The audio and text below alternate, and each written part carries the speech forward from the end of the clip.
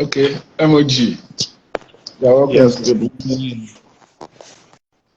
I think I have to. Yeah, good. Thank you. Good to be here. Thank you for joining this morning. And good morning, good afternoon, good evening to everyone, wherever it is you are joining us from. This is another edition of Inspiration Republic Live. And today we are with us again. Thank you so much, my friend, my brother, Pastor Sam Oluwatoye. And we are still talking about Japa Chronicles. How can you relocate? How can you relocate successfully? What do you need to do? What are the things that you need to do that will help you to relocate successfully? So if you are joining us, wherever it is you are joining us from, just please put it in the chat box here. Tell us where you are. You can tell us where you're joining us from. And if you are planning to Japa or not, that is the question. I was driving somewhere on the road, and I just saw a signboard, and somebody put there, said to Japa or not to Japa, come and receive direction. So that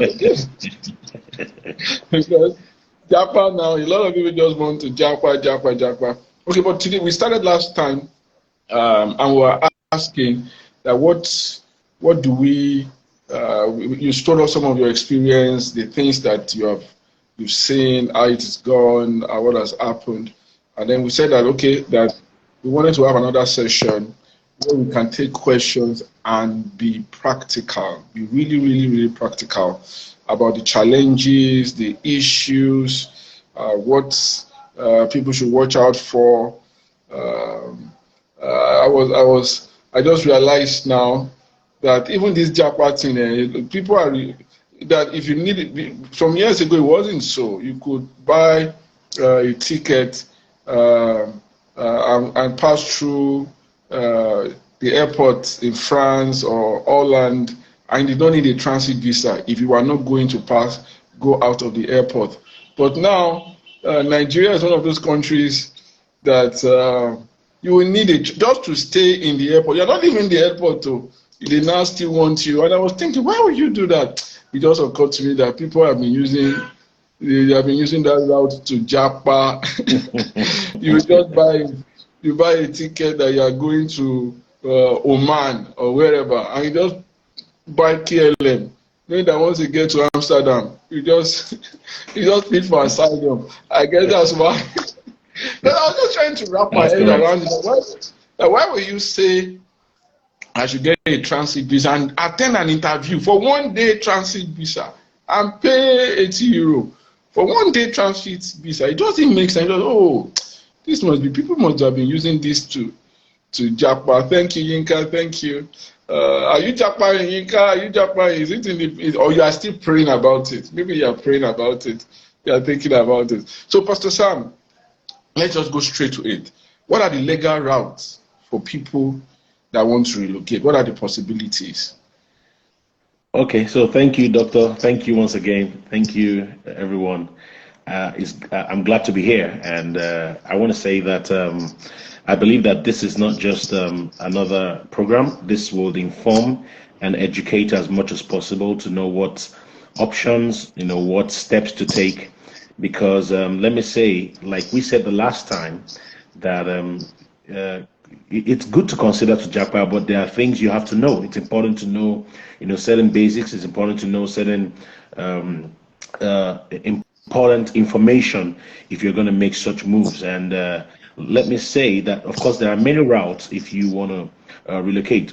For me, I would say again that I wish that as many as possible could be exposed, could move to see what is beyond their nose, to see what is beyond their environment, to see what is beyond where they are.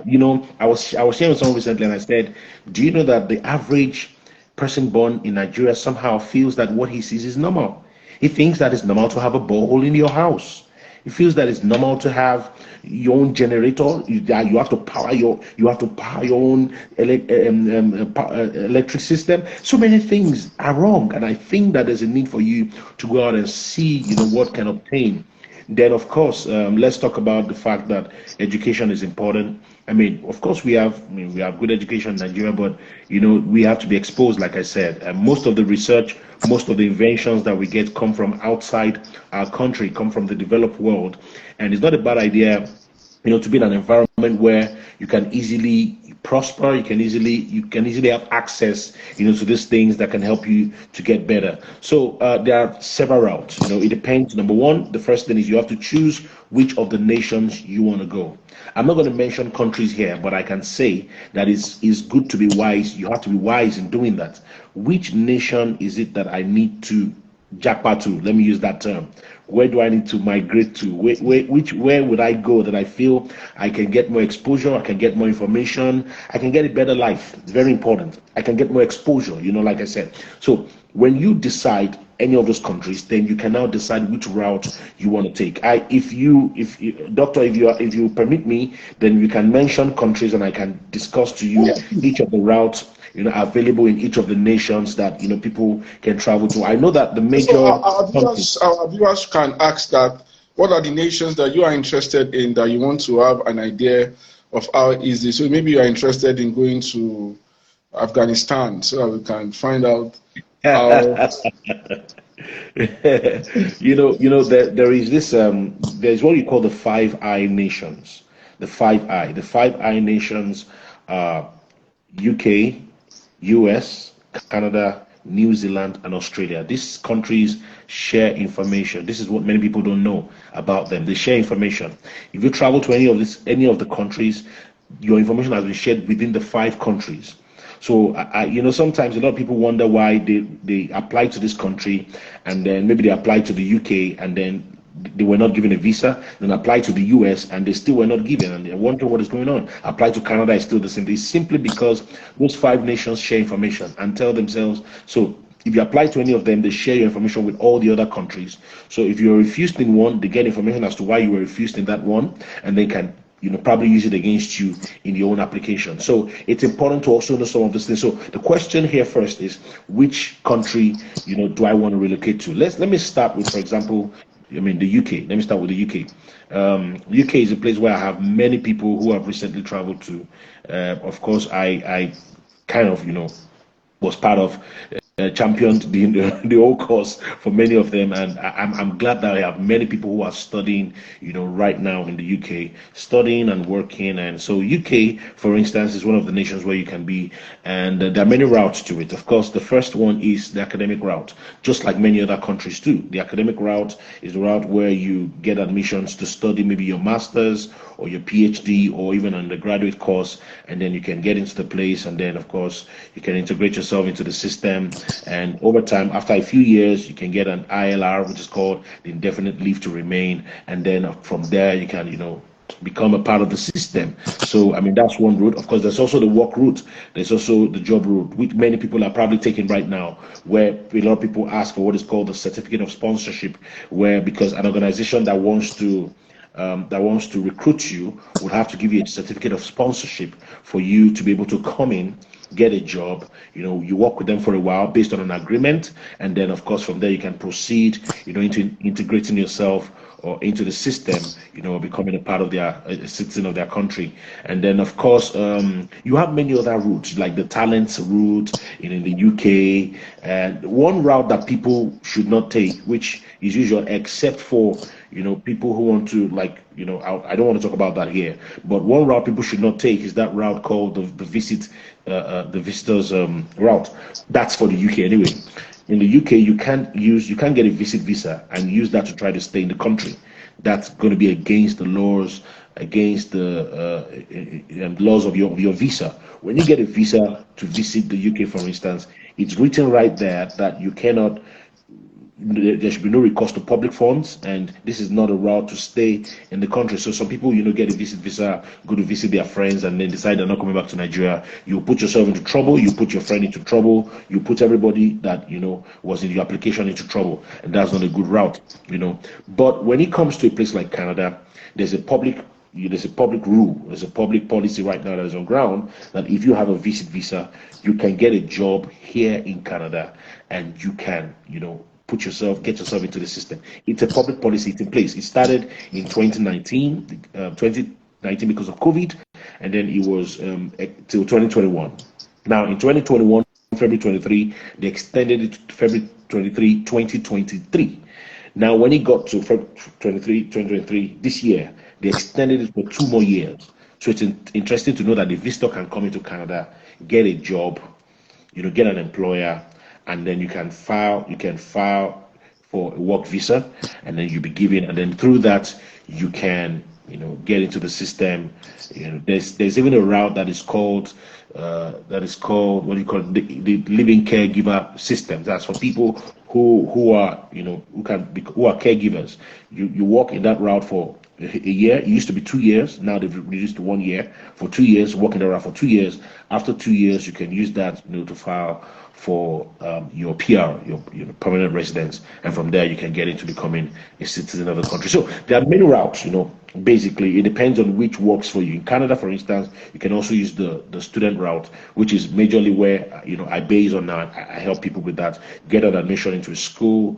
Once you get your admission, you will begin to file for your study permit from Nigeria. And then there are also about 3 basic routes to that. Recently, there's what we call the student direct stream that Canada launched for certain countries, but they couldn't get to launch that for Nigeria for certain reasons based on our financial institutions. So they started piloting a stream called the Nigerian Student Express. Some people might want to find out about that. That's a stream that is being used right now. So this helps you to get your visa in less than a month.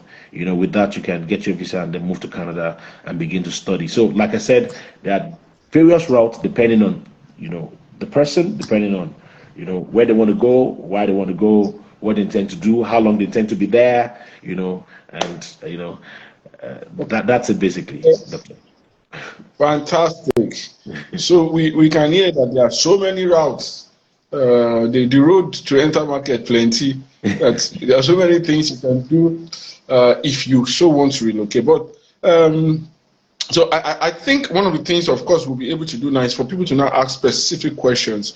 So you can go into the chat function. You ask specific questions, specific about specific nations. Please go ahead and ask, and we believe that we'll be able to answer. So we jumped the gun, Seb. We just assumed that everybody wants to relocate. You said one of the ways that people should not relocate. They should not relocate at least to any country. I don't think, unless you really think about it, you don't relocate with a visit visa and just run away, unless you are able to, as you are at the airport, maybe you plead for asylum, that they want to kill me or something, and then if your asylum claim is processed. But before we even go to that, because I'm strongly for, I still think that Nigeria is a beautiful country with great promise, right? I think that... Doctor, you have many of your doctors who have left Nigeria. I hope you know. Many. You don't need to tell me. I even fear for Nigeria when it comes to the medical. When it comes to the medical angle, I'm a bit concerned. It's easier for physicians. Although it's not so easy, that some people have also found out, because for some of them, especially if you don't go on time, if you go as an old person, you don't go maybe straight out of school or soon out of school, so you can do all the exams quickly and join the stream. But if you go after many years, you still need to pass through the system. You will need to, and then you may not even be able to get some of the specialties. If you want to specialize, you want to enter into residency, you may not be able to get some of the specialties, the really lucrative specialties, the surgical specialties and things like that. You may not be able to get that. And so you just find yourself that what you are going to be doing is maybe something totally different, or you are just thrown somewhere, you have become a nursing assistant or something, just become something funny, or because you will need to go through their training in order to... Somebody's asking a question, Doctor. I don't know. Yeah, go ahead and answer. Let's answer the question. Okay. Okay, so let's talk about Canada. Yes. He said in most cases, when you are relocating as a married person, you are usually advised to go alone and bring your partner later. Must that always be the case? Okay, so it depends on the route, it depends on the stream. Let me give you an example. If you're going through the express entry stream or the PNP, which is the major stream that Canada has for relocation, you will always usually have to go with your family. You have to go with your family in that stream, because when you're granted a visa from that stream, you are given a permanent residence right from your home country. You are not going. I don't have this forum to share with you all the major advantages of taking that route. Even though through the express entry, believe me, this usually works for younger people, and then you have a good degree. Most of the time, you have like a master's, you and your wife. When you combine your profiles together and get into the express entry stream, you can actually get what they call, they can give you an ITA, invitation to apply. If you meet up with the cutoff, because usually from every 2 weeks, they get into the pool to bring out certain number of people who have high marks, depending on what the cutoff will be. The cutoff is depends on the general marks that people have. And then if you are pulled out of the stream, you'll be given an ITA. If you're given an ITA, you'll be called to apply, and then it's for you and your family. Even if you have 4 children, if you have 5 children, it's you, your spouse, and your family. At that point, you get the PR right from here. And so once you get into the country, you have become a permanent resident of Canada straight up. And a lot of people take this route. I have a lot of people here in Canada right now with me who went through this route. They are permanent residents of Canada, and they got that before they left Nigeria. So that's a beautiful one. Now, the one you're talking about, most likely, you're talking about students. Now, according to the law, you can actually come in with your spouse or your children to study in Canada. But you see, you don't want to give the visa officer an impression that you are not willing to leave, because the instruction or the law is that if you're coming to study in Canada, you must be willing to go back to your country at the end of your study period. Now, if that is going to be the case, you don't want to make them feel that, oh, I'm running away. I mean, you want to go study an 8-month course, maybe a graduate certificate course, or a graduate diploma, or your master's, and it's just 2 years. And within the 2 years, you've not even left, you've not got to your admission, you're already packing your whole family. You are inciting a thought that you really don't want to come back. And if that's the case, the visa officer can deny you based on that and say that I don't think that you have you intend to come back to your country. So usually at that time, that's why it's advised that you apply personally first. Get your visa, go to school, resume in school. Let them see that I've started my studies. 2 months or 3 months down the line, you can now say, oh, well, I'm feeling lonely. I need to bring my family to where I am. And then you apply. Now, at that point, know that your spouse and your children they would get their work permit. Okay? They are eligible for it. So when you apply for them for a work visa, your spouse gets an open work visa, which means that when your spouse comes into the country, your spouse can pick up any job and work for complete hours, a full-time job and full hours, which also means that at that point your spouse can support you, in your academics, maybe in the finances, and then of course you can support yourselves in making a family. And the interesting part is there's what we call the dual intent. Now what that means is that Canada also recognizes that when you finish, there's a possibility for you to say, I don't want to go back to my home country anymore, I want to become a permanent resident of Canada. And it's absolutely allowed, because when you apply for a 1 month, 8 month or 1 year course, you get what is called a 1 year postgraduate work permit visa. That study work permit. Now, what that means is, if you study for 1 year, course, a 1 year, even for 1 month course, no, a 1 year course, a 1 year course, 8 months to 1 year. So 8 months to 1 year. So usually when you apply and you do that, you get a 1 year postgraduate work permit. What that means is for 1 year after that, you're allowed to look for a job, you're allowed to work, and then try to integrate yourself into the system. If you study for 2 years, like a diploma course, you get a 3-year postgraduate work permit, 3 years. Now that gives you a longer time to, so a lot of people prefer the 2 years, And then sometimes some people come in for 1 year before the end of their course. If they're able to get a route to integrate themselves instantly to get a PR, that's fine. If not, they do another course. They do another 1 year so that they can have 3 years. Because within 3 years, obviously, you can also always find your feet to ensure that you integrate into the system or you get a PR. So that's, I believe that's what the person asking the question is asking. I mean, in all terms, you are allowed to bring in your family, but you don't want to make the visa officer feel that you don't want to go back to your country. So it's advisable you get your study permit, you resume classes, and then from there you can gradually bring in your family, which is absolutely allowed. Okay, so that's so this. I know some people. Okay, so you have mentioned one route about points. So can you talk about that? How do people boost their point? I know in the IELTS is part of it. Because when I was going to study and now said I must do IELTS, I said, I was taught in English. All in my primary school is English language. I asked him I must do IELTS again to prove that I can speak English. But so can you talk about that route and how people can boost their scores? Okay, all right. So let me first of all say that the major route to Canada is what you call the express entry stream.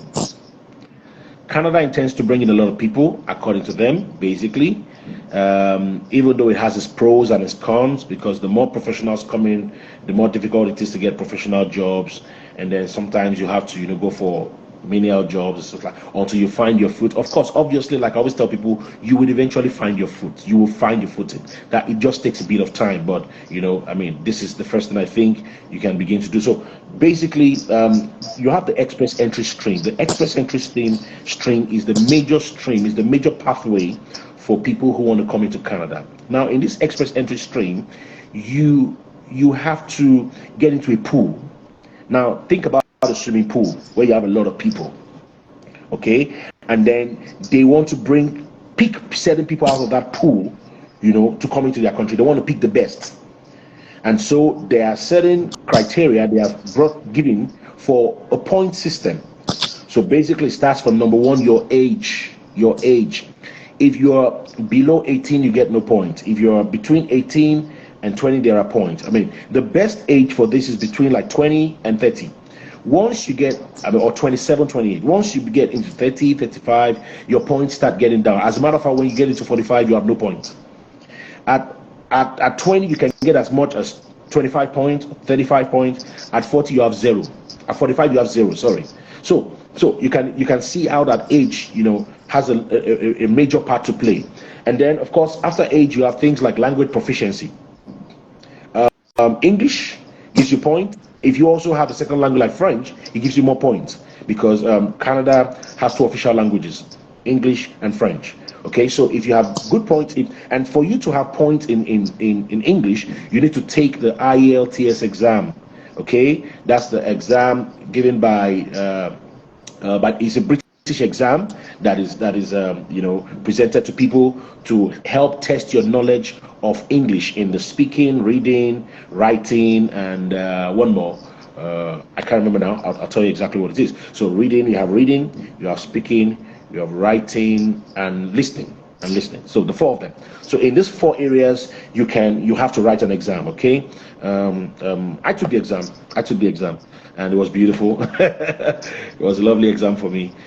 So you can take that exam, and then you have points. Okay. So usually, it's not about the points you get. It's just that the points you get determines the marks you get.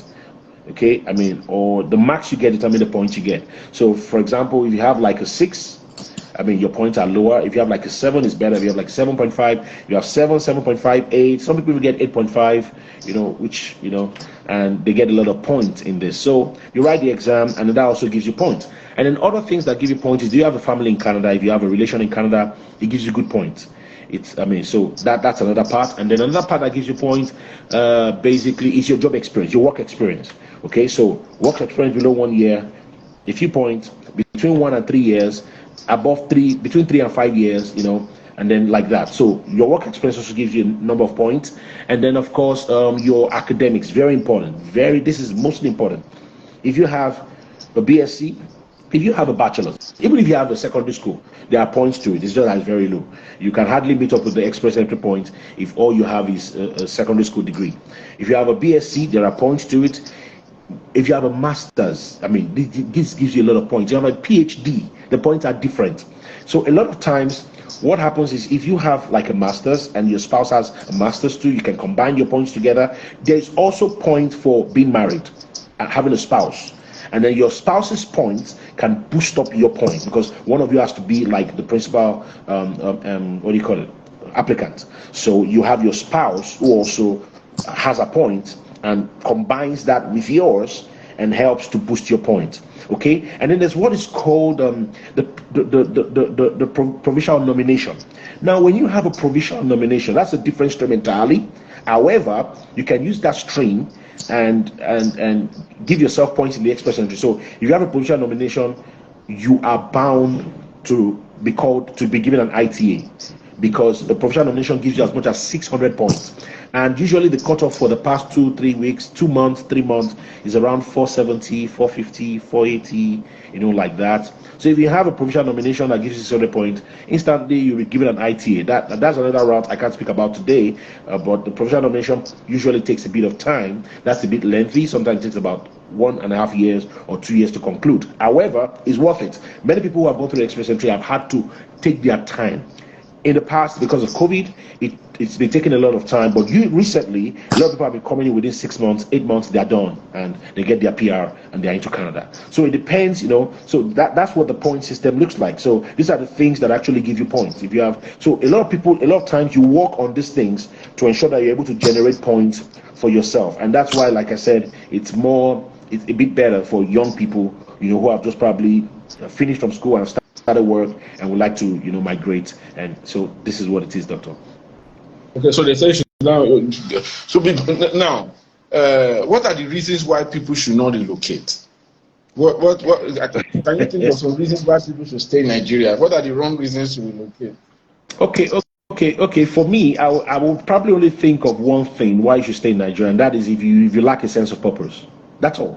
For me, that's all. That's the truth. If you are not sure about what you're coming to do, if you're not sure about reasons why you should travel, stay in your country.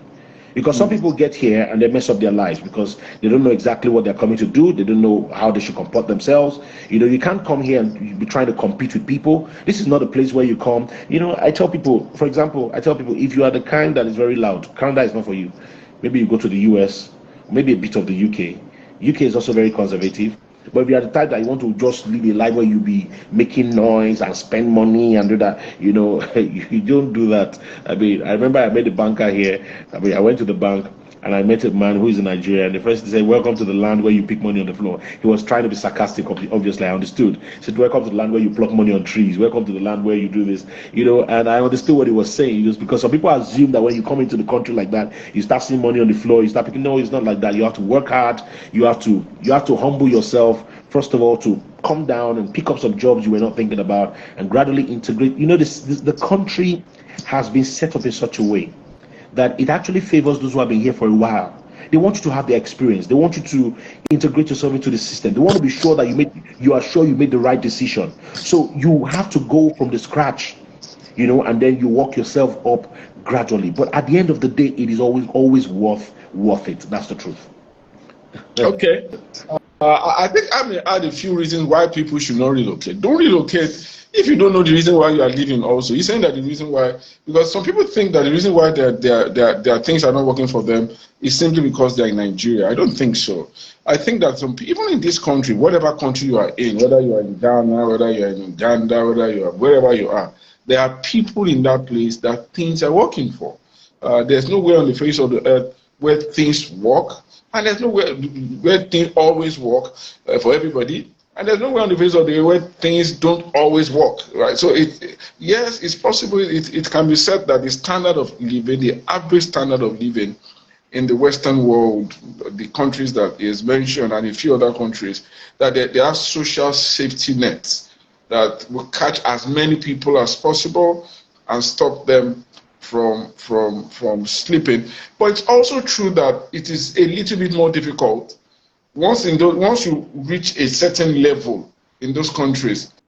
It's more difficult to break out.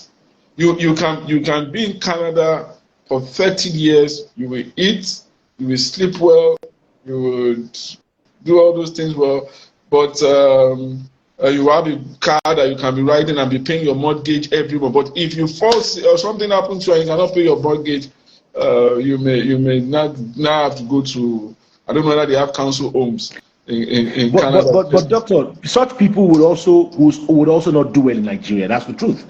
Let me give you an example. I was at the emergency ward. I was at the emergency ward a few days ago, and when I got into the place, I went with someone. When I got into the place, the first thing I noticed was I discovered how calm an emergency ward could be. Most of the people I saw were old people who were given utmost care. I went right into the emergency ward. I saw the kind of care that was being given to people, and I thought in my heart, can an ordinary man in my country get this? Obviously not. The level of care is too high. See, there's nothing like being a country that cares for human beings. Let's be sincere. I know what happens in our country. If you're going to get a level of care, you need to know how much you have. The ordinary man will go into general hospital and he's trouble. And you get here, it doesn't matter who you are, the way they care for you.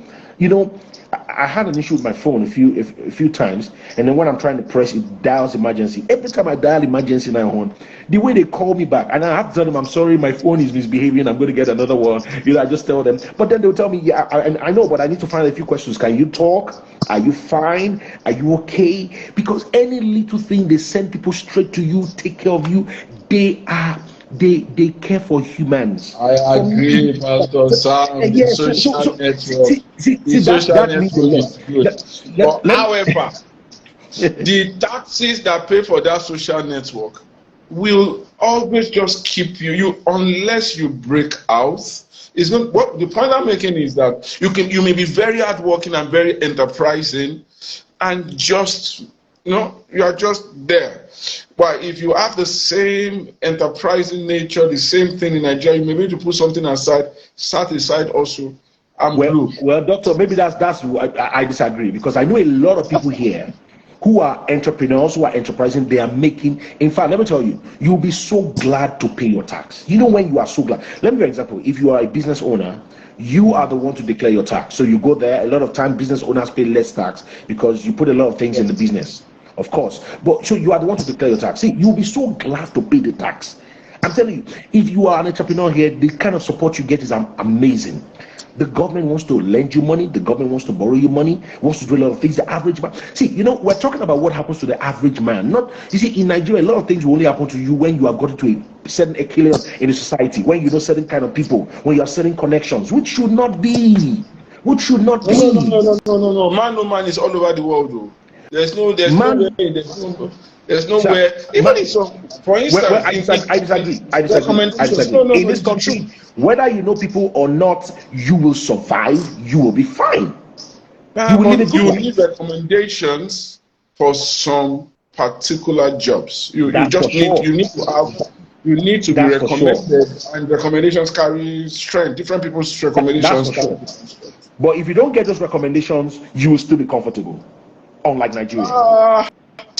In the medical line, where I can't speak for Canada, in the US, in the medical line, if you don't have strong references, you cannot enter some residency programs. And even if you can't, you will not be admitted for some programs. You may get some other programs. I agree, doctor, but that person can do some other things and live a good life. Am I right?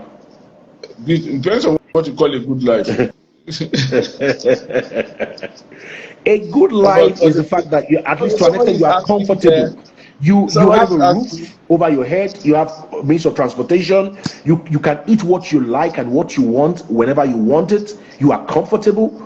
You are at the lowest level of Maslow's hierarchy of needs. You are fine.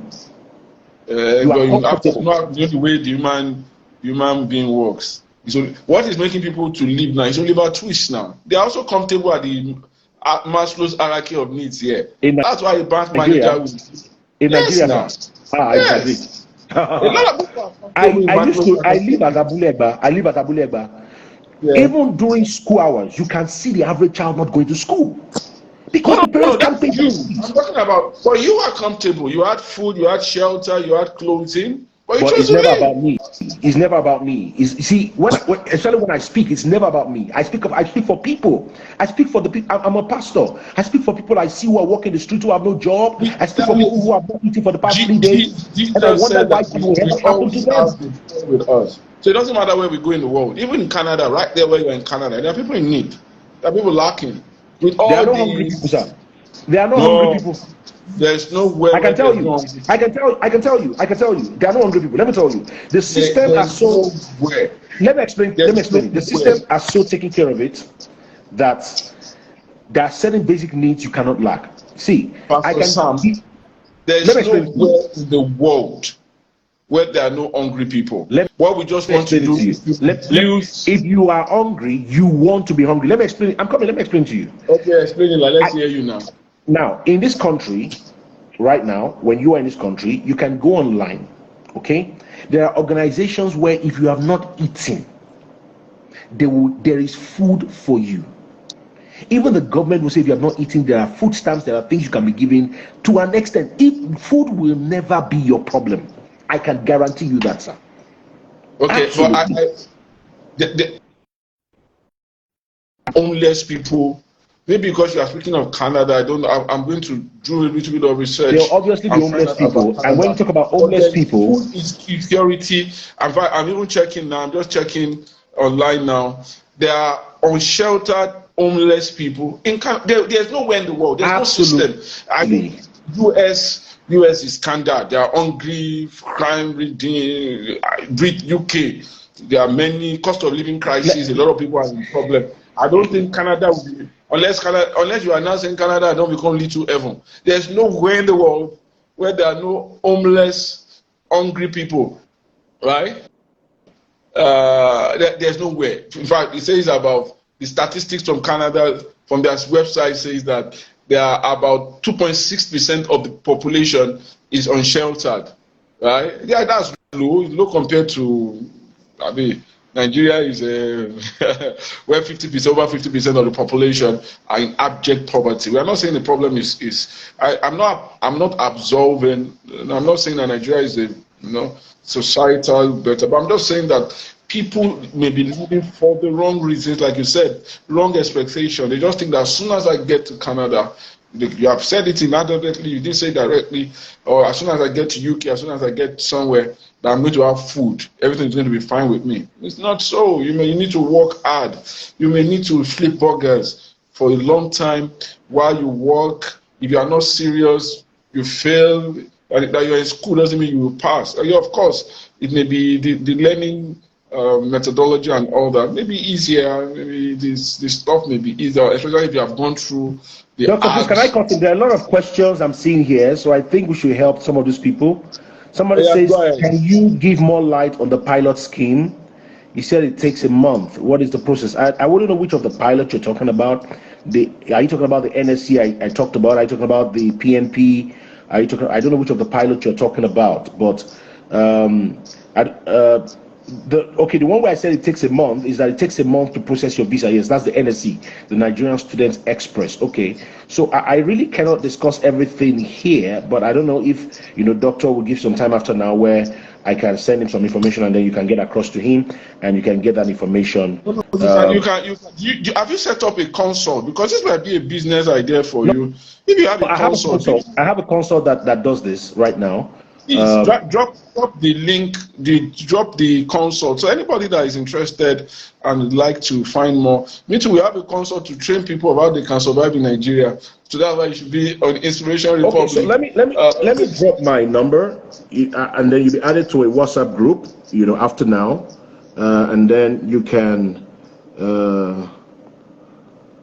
from there, get information.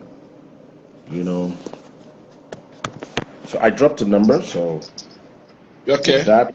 So that's so we have the Canadian number, and then some of these questions he has answered them previously. He has said something. Maybe you just joined the stream.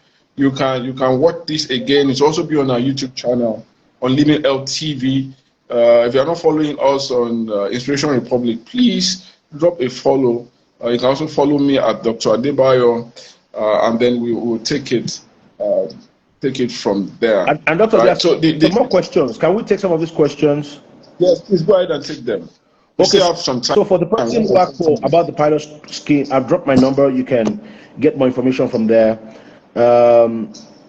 What are the step-by-step for relocating to Canada using? I can't see the full version of that question. Okay, how can I relocate to Canada with a school that is cheap? All the schools I'm seeing are quite. Studying abroad is expensive. You see, there is no two way about it. Studying abroad, Canada is one of those countries that hardly give you a scholarship. Actually, you can get that from the US or the UK if you are very intelligent and you go through some, rigorous steps. However, in Canada, you can hardly get any school give you a scholarship. So you have to pay. You have to do what you have to do, and basically that means although they are cheaper. I mean, they have different, costs. There are schools that are cheaper, and of course, again, I can give you that information when you connect with me personally. I can let you know what that means, okay, or what that is. So basically, that's it. Let me see if I have any other question. There's someone that's trying to ask a question. Or last Amos, what are the step-by-step for using? I didn't get the whole of that. You can probably help me retype so I can get the information again better, and then I can talk about it. So I think that's what I have for now. So the question there, I think there's a question about the schools. Yeah, he has answered that. Schools are expensive all over the world unless you get a scholarship. Like you said, scholarships in the UK,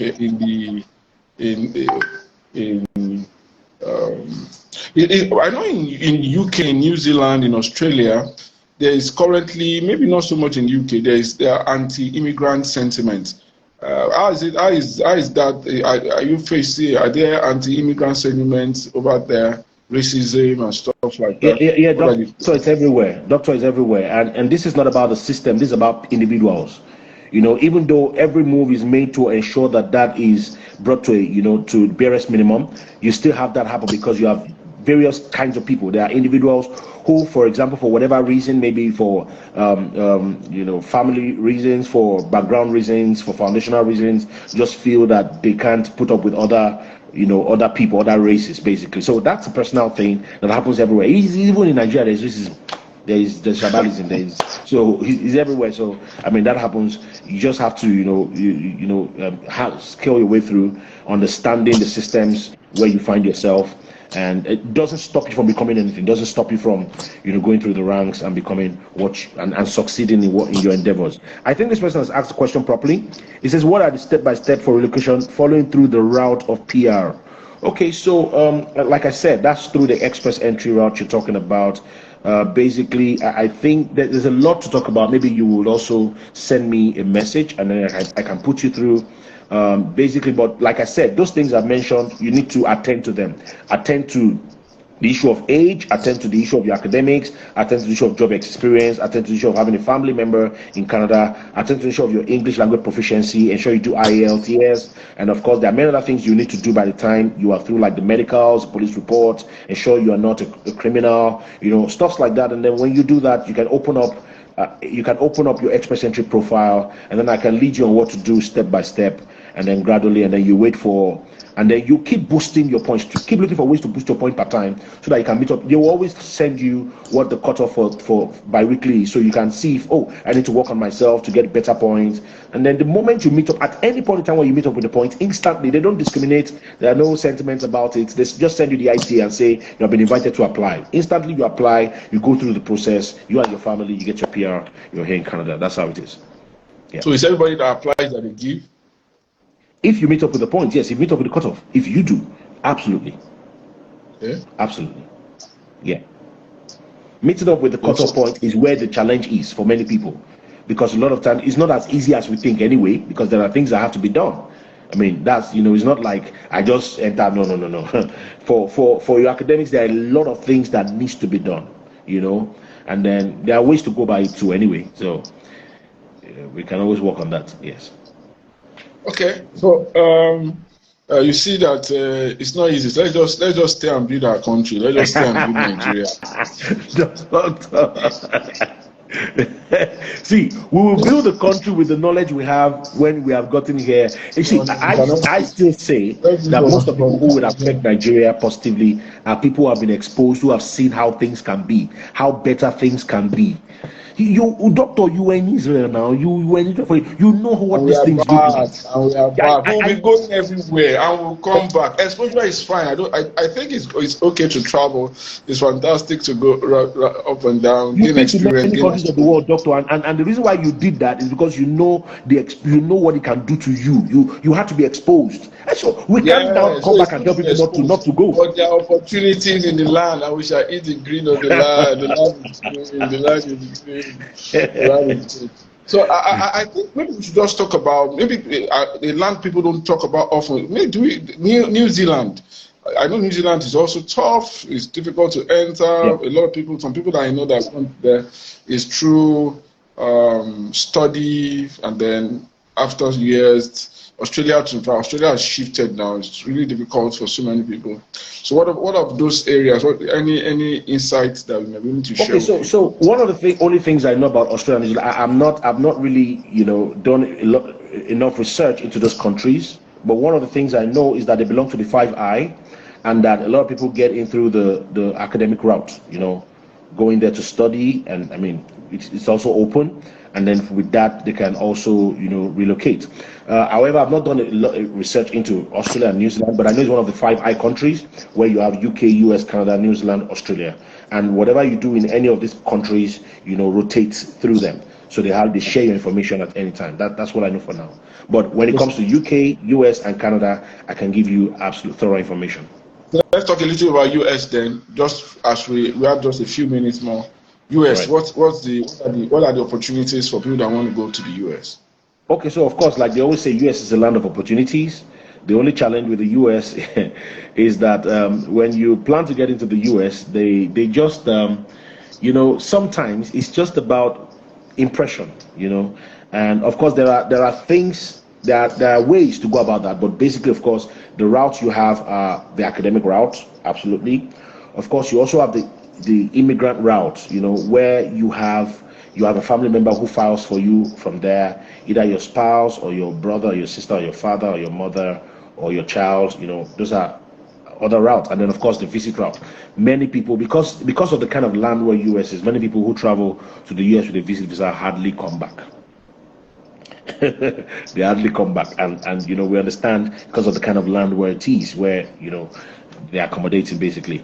But the student route is a major route that many people use, to travel to the US. And of course, like I said, the immigrant route, where you have a family member who files for you. These are the major routes that you have in the US. They have some other visas called like the O visa, which is the highly talented visa for people who are special, who have special talent, who are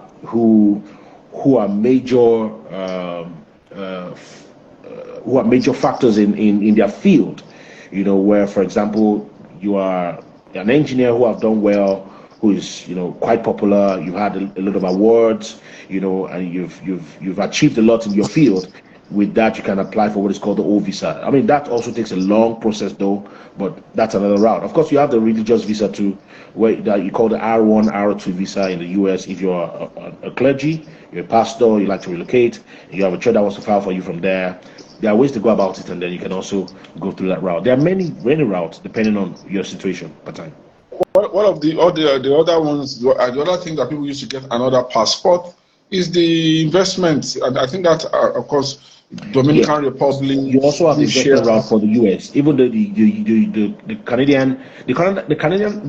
Canada also has what's called the investment route. If you're starting up a business here, there's an amount that's required, like 400,000 Canadian dollars. In the US, it's 500,000 US dollars.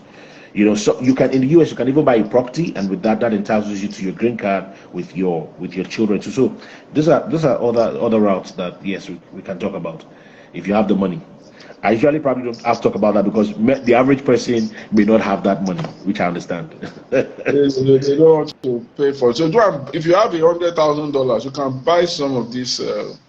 Some of you just have another passport, and then you still be able to stay and build Nigeria for and help us If build you have Nigeria. $100,000, you're talking about maybe countries like Cyprus, some European Yes, countries. Yes, you can buy Malta, you can buy a second passport.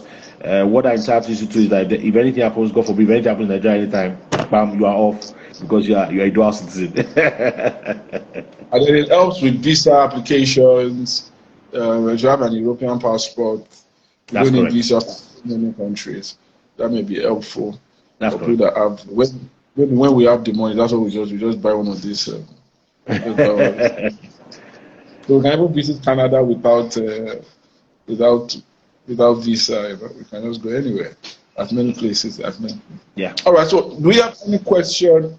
Um, if you have any other question, Pastor Sam has dropped his number, so we can reach out to him, and I'm sure he'll be able to answer your questions. And do you well that you came from Inspiration Republic, right?